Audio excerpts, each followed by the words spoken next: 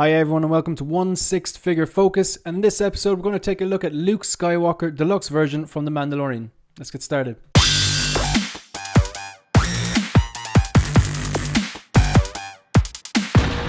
So this is the Luke Skywalker Deluxe version 6 scale figure by Hot Toys as it appears in the season finale of The Mandalorian Season 2. This is $330, or this version here is $285. They're both pre-order products and they're due to ship Q4 of this year. I'm going to start off, I'm going to take a look at what the regular version comes with.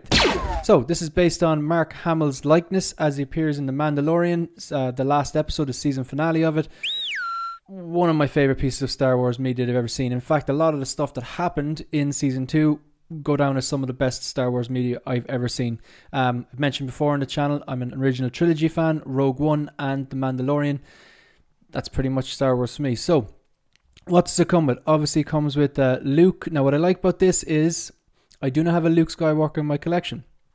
And this is basically the outfit he had from Return of the Jedi, which goes back to original trilogy. And there were two versions of Luke that I really loved from the original trilogy, and that's the flight suit or snowspeeder Luke that I have on pre-order, and then this version here when he started to really kind of become a Jedi. He wasn't a Jedi yet, but he's definitely he's in the kind of latter stage of his Padawan powers or whatever, and he started to control the Force. And just that scene and when he goes into the Return of the Jedi and a few things he does there, it's just I just really like this look as well. So I don't have this, and I know you can get a version from Return of the Jedi, but I'm going to prefer to get this because it kind of ticks two boxes. It's The Mandalorian, and it's also throwback to Return of the Jedi. So what's it come with? Comes with a Grogu, because everything comes with a Grogu now. They're basically, no matter what you buy, you can buy an Iron Man, they throw in a Grogu. But yeah, comes with a Grogu. The lightsaber hilts, the full lightsaber which lights up, the lightsaber with the kind of motion action, a cardboard background which I will never use, a base which I'll probably never use, and then multiple swap out hands which I probably will use. Okay, it has the cloak and the hood, so that's fairly standard stuff. $285.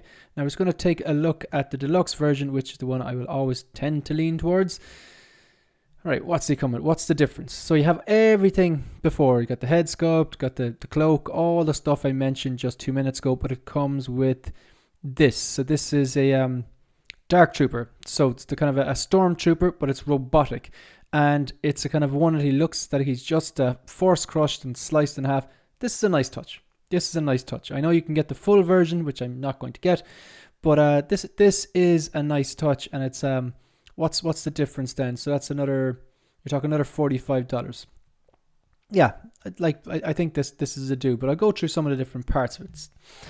Right, this looks good. Yeah, that's probably how I'd pose it, maybe minus the stand that he's standing on. Yeah, that looks good.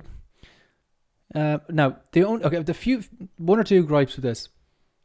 I would prefer, instead of this, that they did a 2-pack with R2-D2. Like, it was screaming out. It was the obvious thing to do. Forget about the broken Dark Trooper. Even though I think it's a nice touch, this was the 2-pack or even 3-pack to make. Even if they had to make it like $500 or whatever like that, or a reasonable price for R2-D2 and Luke Skywalker, it was a 2-pack crying out to be made. Why they haven't made a C-3PO and R2-D2 2-pack so far is beyond me, because it's the most obvious 2-pack that you could ever make. So that's one gripe I have with this. This all looks good. The head sculpt, I don't mind the head sculpt. I remember there were certain fans, like, you can never keep Star Wars fans happy. But there were fans after all they brought back Luke, and after he absolutely tore through all those Dark Troopers like a hot knife through butter, in the same way that Vader did at the end of Rogue One.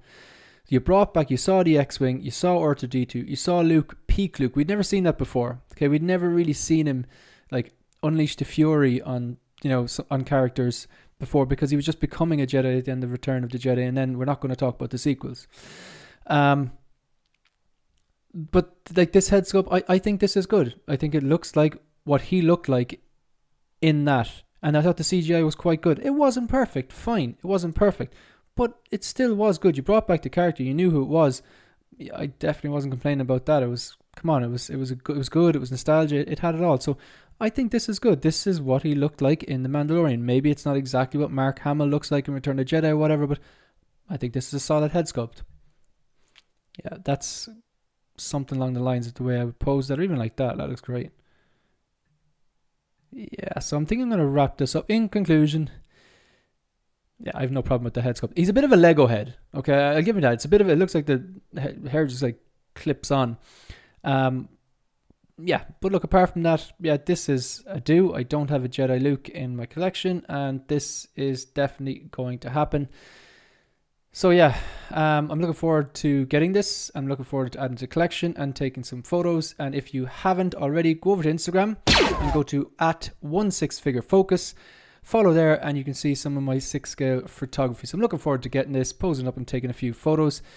Thanks for watching. If you want to support the channel, like the video, subscribe to the channel and leave a comment. It really is appreciated. See you in the next one.